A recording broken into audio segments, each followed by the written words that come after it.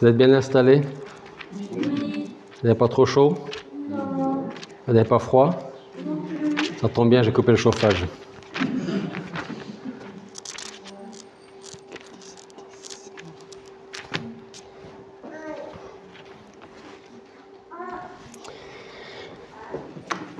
Nous allons poursuivre sur le thème que nous avons commencé il y a 15 jours et j'avais donné comme titre, en tout cas pour la dernière prédication que j'ai apportée, « Que puis-je faire pour mon Église ?» Aujourd'hui, on va terminer avec ce thème et le titre de la prédication serait plutôt aujourd'hui « Quel est mon investissement dans l'Église ?»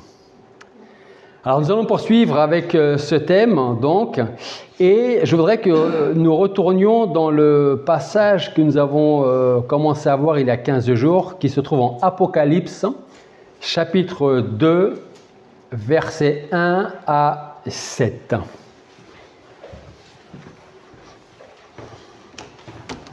Apocalypse chapitre 2 versets 1 à 7. Ça, c'est tout le passage que nous avions vu ensemble il y a 15 jours. Et pour ce matin, je voudrais juste relire les 4 premiers versets qui nous disent « Écrit à l'ange de l'église d'Éphèse. Voici ce que dit celui qui tient les 7 étoiles dans sa main droite, celui qui marche au milieu des 7 chandeliers d'or.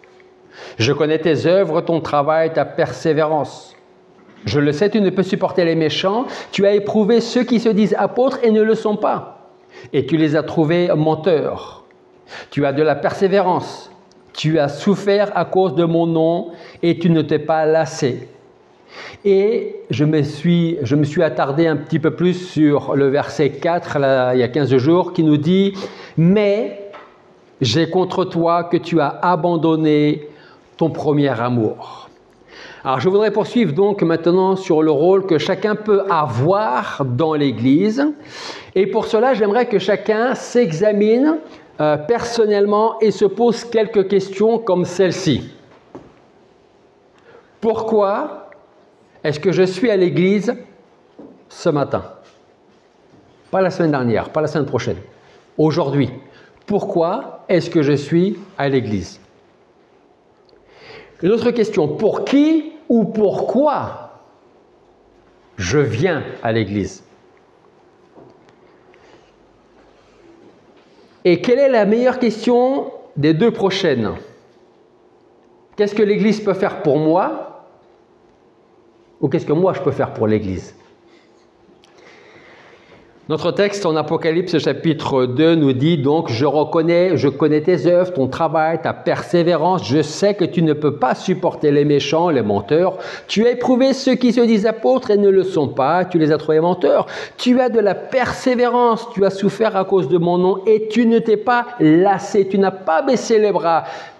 Que de bonnes choses. » Dans un premier temps, concernant l'église d'Éphèse. Puis arrivent les paroles du verset 4. « Mais j'ai contre toi que tu as abandonné ton premier amour. » Alors je reviens sur mes questions. Pourquoi est-ce que je suis à l'église ce matin? Pour qui ou pourquoi je suis venu à l'église ce matin? Comme tous les autres dimanches. Et qu'est-ce que je dois me poser comme question? Qu'est-ce que l'Église peut faire pour moi, peut m'apporter, ou qu'est-ce que moi, je peux faire ou apporter dans mon Église?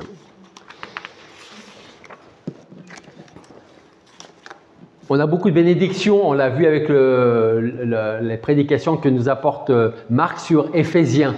Je ne vais pas relire le premier chapitre, le premier verset, mais nous avons des quantités énormes de bénédictions qu'on a reçues, sans compter les bénédictions spirituelles qui sont encore là-haut et qui sont pour chacun d'entre nous.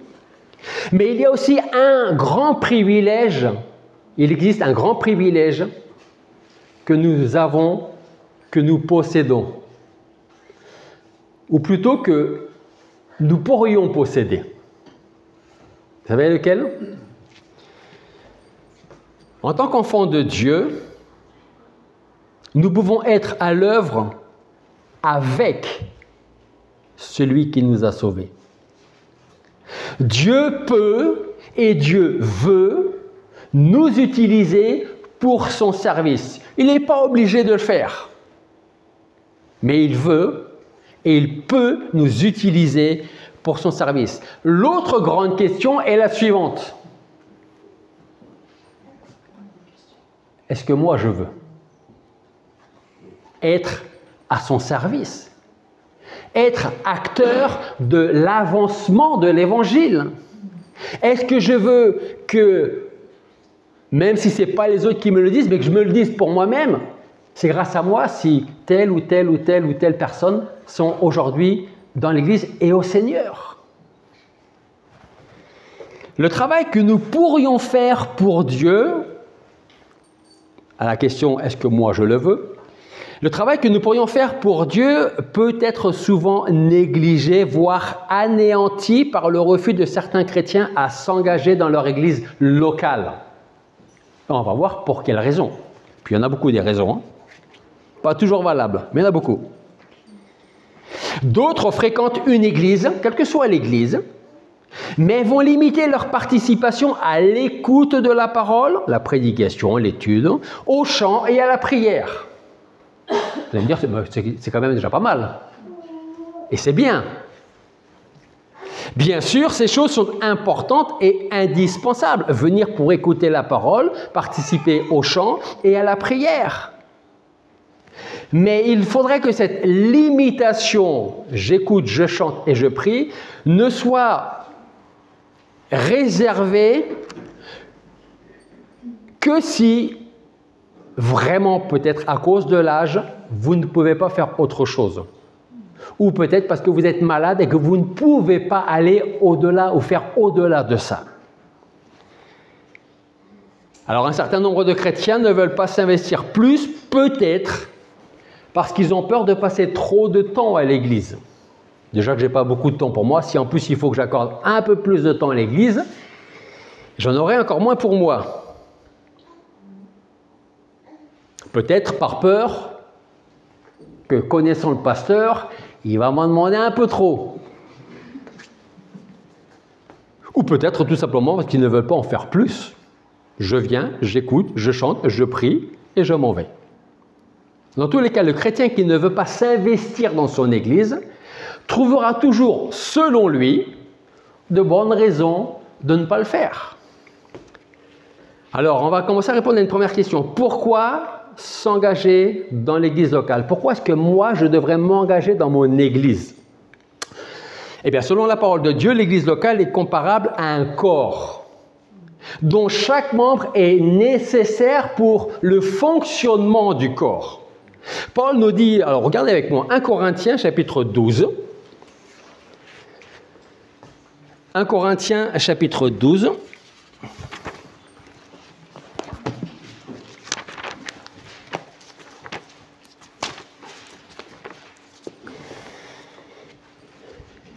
Versets 12 à 18. 1 Corinthiens chapitre 12, versets 12 à 18.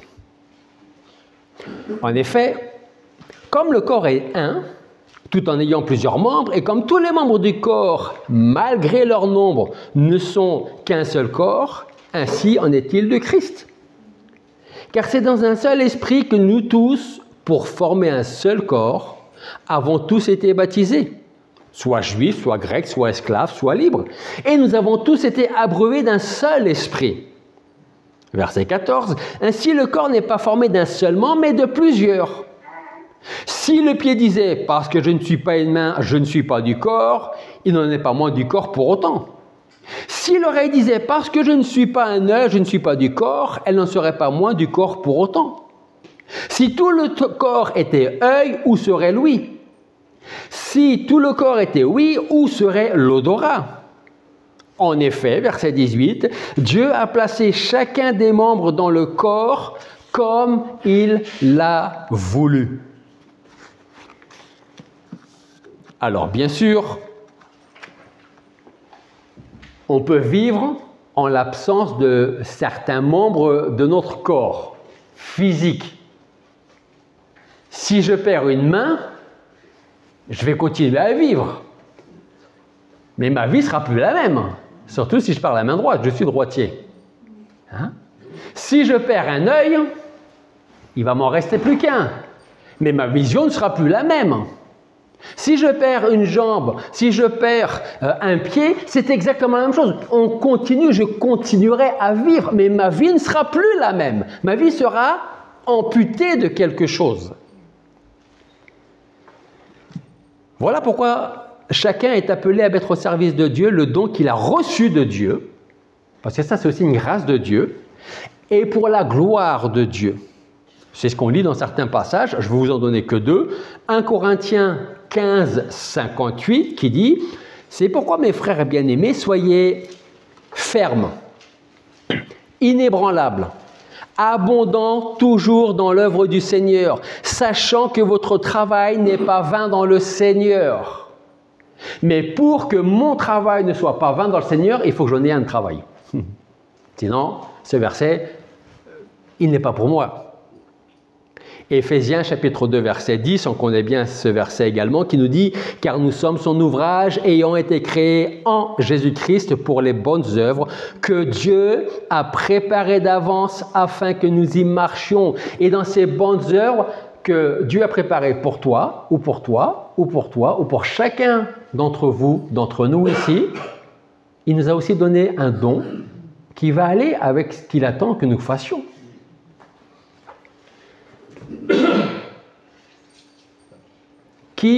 Un exemple. Vous voyez le mur là?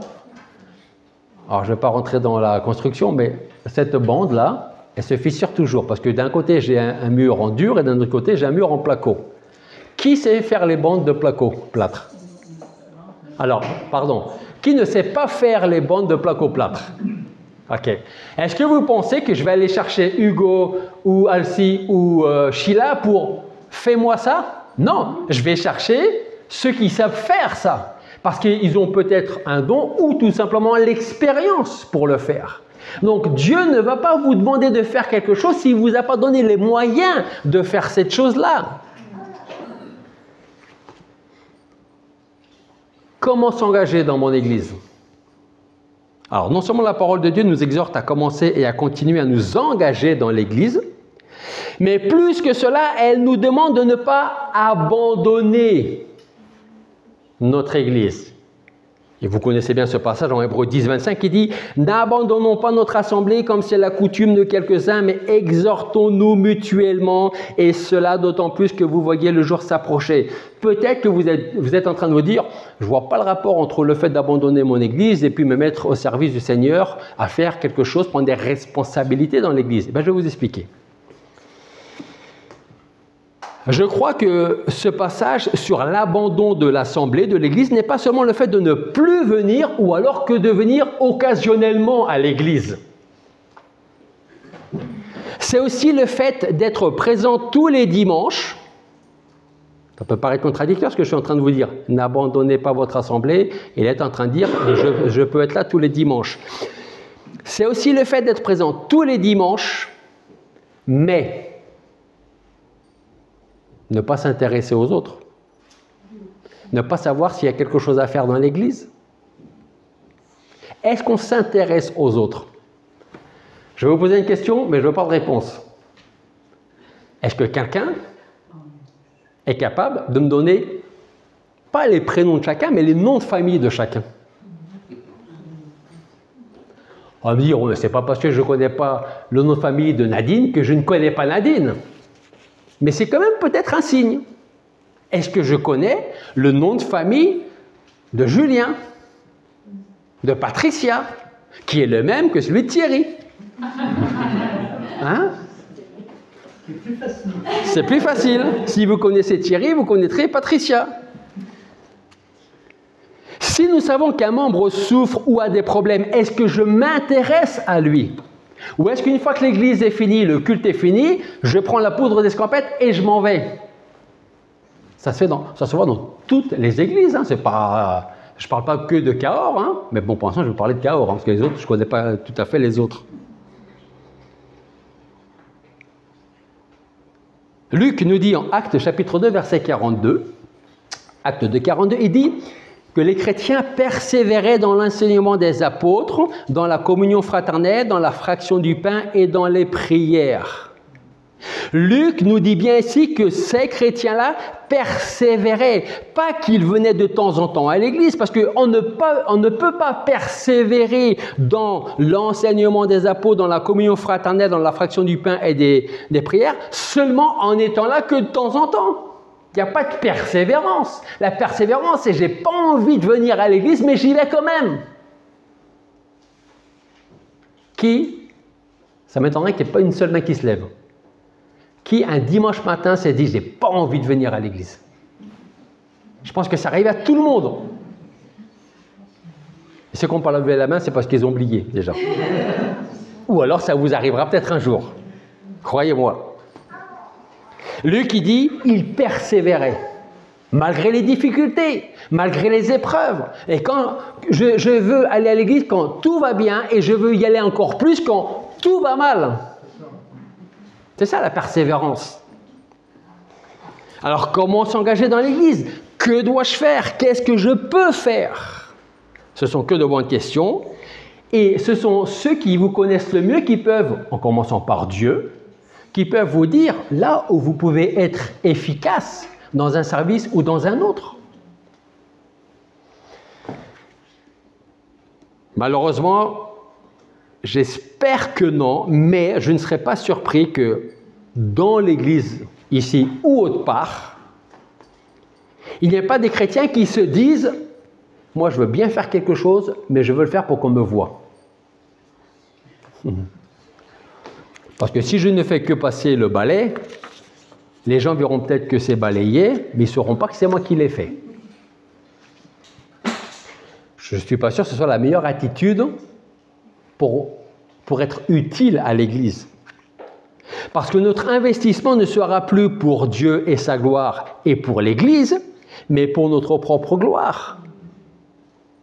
Et on oublie le passage en Colossiens chapitre 3, versets 23 et 24, Colossiens 3, 23 et 24, qui dit « Quoi que vous fassiez, faites-le de bon cœur, comme pour le Seigneur et non pas pour les hommes, sachant que vous recevrez du Seigneur la récompense de l'héritage car vous servez Christ le Seigneur. » En parlant des pharisiens, Jésus disait en Matthieu 23, 5, « Eux, ils font toutes leurs actions pour être vus des hommes. » Et puis il y a ce passage en Luc 17, 10, pour montrer un peu l'attitude qu'on devrait avoir ou ne pas avoir, selon comment vous prenez le verset. Luc 17, 10.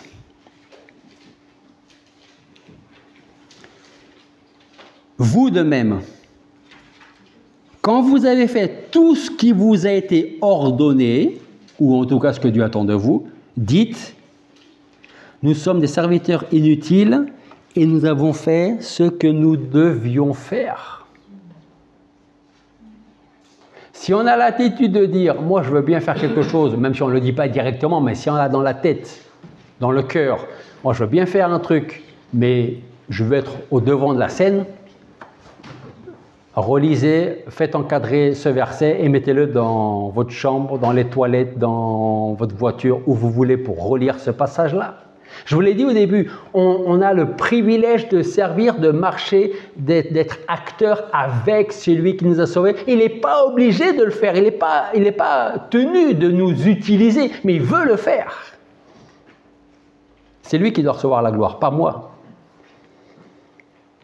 Alors qu'est-ce que je peux faire ? Retenez bien une chose. Si vous dites, qu'est-ce que je peux faire ? Les services les plus utiles dans l'Église ne sont pas les plus impressionnants, mais les plus édifiants pour toute l'Église. Romains chapitre 12, verset 16 nous dit « Ayez les mêmes sentiments les uns envers les autres. N'aspirez pas à ce qui est élevé, mais soyez attirés par ce qui est humble. Ne soyez pas sages à vos propres yeux. Autre chose de très important. Si vous voulez avoir des responsabilités, je dis Amen. OK? Mais,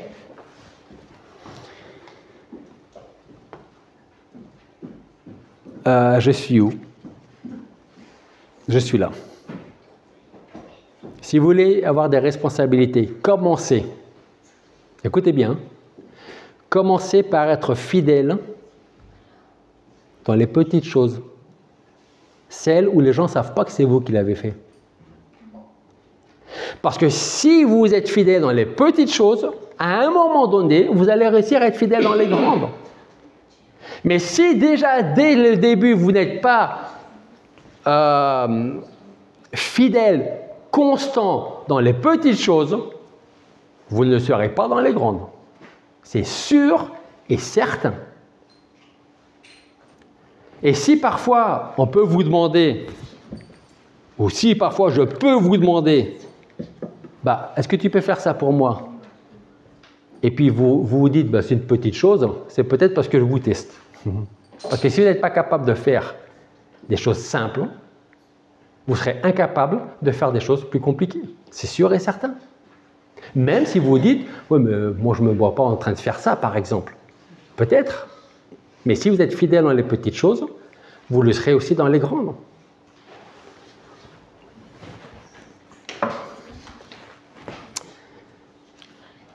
C'est Luc toujours qui le dit, chapitre 16, verset 10. Celui qui est fidèle en peu de choses est aussi fidèle dans ce qui est important.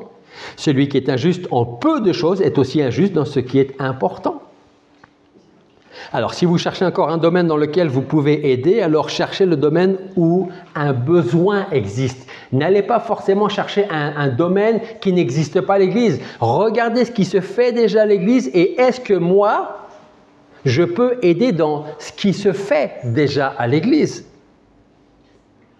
Vous pouvez même travailler, si vous en avez besoin, sous la responsabilité d'un chrétien peut-être un peu plus expérimenté, qui vous dira comment faire. Qu'est-ce que je peux faire dans l'Église? L'autre question, c'est comment devrais-je m'engager dans mon Église? Comment devrais-je m'engager dans mon Église? Alors, je commencerai par dire en évitant la négligence, la paresse, la lassitude, et en faisant preuve d'application, de zèle, et comme dans Actes, de persévérance. Si vous ne persévérez pas dans les petites choses, vous n'allez pas le faire non plus dans les grandes, croyez-moi. Cherchons au contraire à servir de mieux en mieux, comme le dit Paul, en 1 Corinthiens 15, 58, ainsi, mes frères bien-aimés, comme on l'a lu tout à l'heure, soyez fermes, inébranlables, progressez toujours dans l'œuvre du Seigneur, sachant que votre travail n'est pas vain dans le Seigneur. On ne doit pas se contenter de la routine, mais plutôt chercher des moyens pour accomplir toujours mieux son travail. Et puis, s'il n'y a pas dans un premier temps de nouvelles tâches à faire, alors comme je vous le disais, aidez dans ce qui existe déjà.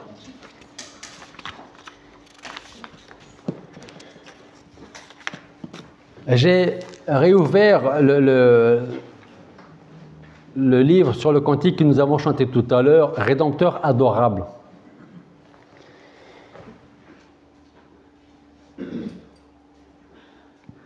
Je pense que tous ceux qui sont dans le Seigneur aujourd'hui, qui sont à l'Église, je pense, sont baptisés.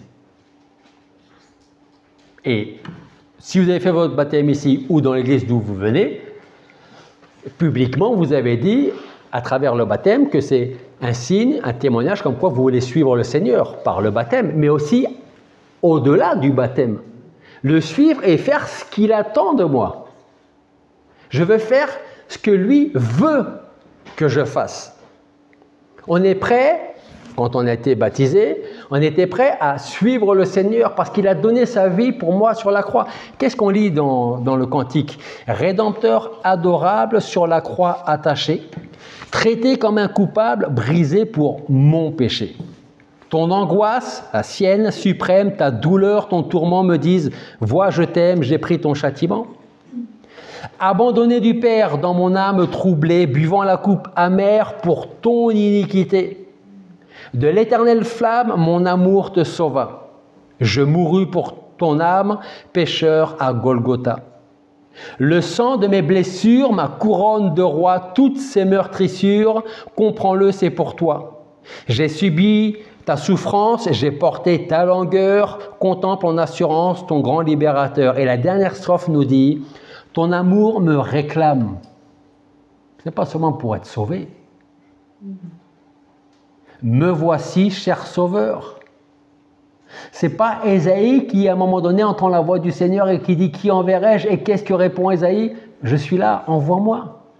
Je ne sais pas où tu vas m'envoyer, mais je suis là. Et peut-être que s'il avait su, il ne serait peut-être pas venu. C'est peut-être ce qui nous fait peur à nous si on ne veut pas s'engager aujourd'hui à l'Église. Si je ne sais pas où je vais, si je ne sais pas le temps que je vais investir à l'Église, ben je préfère ne pas le faire. Ton amour me réclame et on a chanté. Me voici, cher Sauveur. Et on continue en disant, prends mon corps et prends mon âme pour prix de ta douleur. Oui, mon âme ravie désormais ne veut plus que vivre de ta vie à ta gloire, ô Jésus. Est-ce qu'on va mettre en pratique ce que l'on chante? Est-ce qu'on va mettre ou est-ce qu'on va continuer, parce que je veux voir ce côté positif aussi, cette marche qu'on a commencée avec le Seigneur?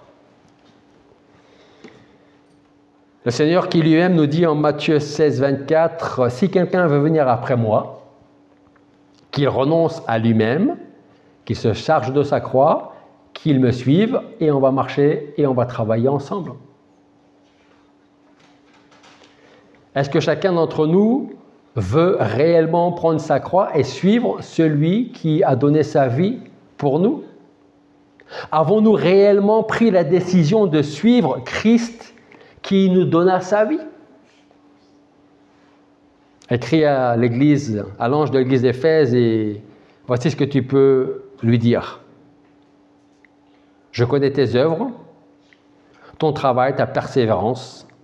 Je le sais, tu ne peux pas supporter les méchants, tu as éprouvé ceux qui se disent apôtres et qui ne le sont pas. Tu les as trouvés menteurs. Tu as de la persévérance, tu as souffert à cause de mon nom et tu ne t'es pas lassé, tu n'as pas baissé les bras, tu as continué. Il y a ce verset 4 qui arrive là. Mais j'ai quelque chose contre toi. C'est qui ton premier amour? C'est pas ta femme, c'est pas ton mari, c'est pas tes enfants, c'est pas l'Église, c'est moi. C'est moi. Les autres viennent après. Mais là, tu m'as abandonné. Tu as abandonné. Comme je disais il y a 15 jours, c'est pas je l'ai mis de côté puis on verra plus tard. Non, j'ai abandonné mon premier amour, celui qui a donné sa vie pour moi. Et à qui en retour j'ai dit, Seigneur, je veux faire ta volonté. Alors que ce verset 4 ne soit pas ou ne soit plus ni pour moi, ni pour toi. Prions. Père Céleste, nous voulons te remercier parce que tu nous fais la grâce d'être dans ta maison ce matin et nous voulons te remercier parce que tu nous rappelles que pour la majorité des personnes, peut-être toutes les personnes ici présentes, un jour nous avons pris la décision de te suivre et faire ta volonté et aller avec toi. Alors Seigneur, nous voulons te demander tout d'abord pardon si nous avons mis de côté cette promesse. Nous voulons te demander pardon si nous avons abandonné notre premier amour. Et je veux vraiment te demander de nous renouveler ton Église, afin qu'elle prenne ses responsabilités et que chacun cherche à te servir d'une manière ou d'une autre. Merci pour ce que tu fais pour nous, ce que tu as fait durant ces années. pour nous avoir utilisés. Nous voulons vraiment continuer à dépendre de toi, à vouloir marcher dans ta volonté, à faire ce que tu attends pour chacun d'entre nous. Merci pour les personnes ici présentes, Seigneur.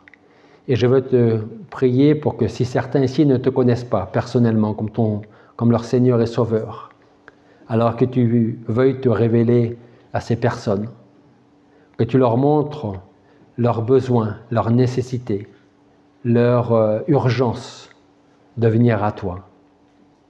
Merci pour tes bénédictions.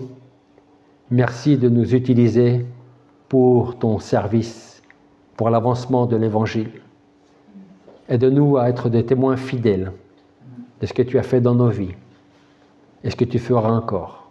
Et c'est en ton nom que nous te prions. Amen. Amen.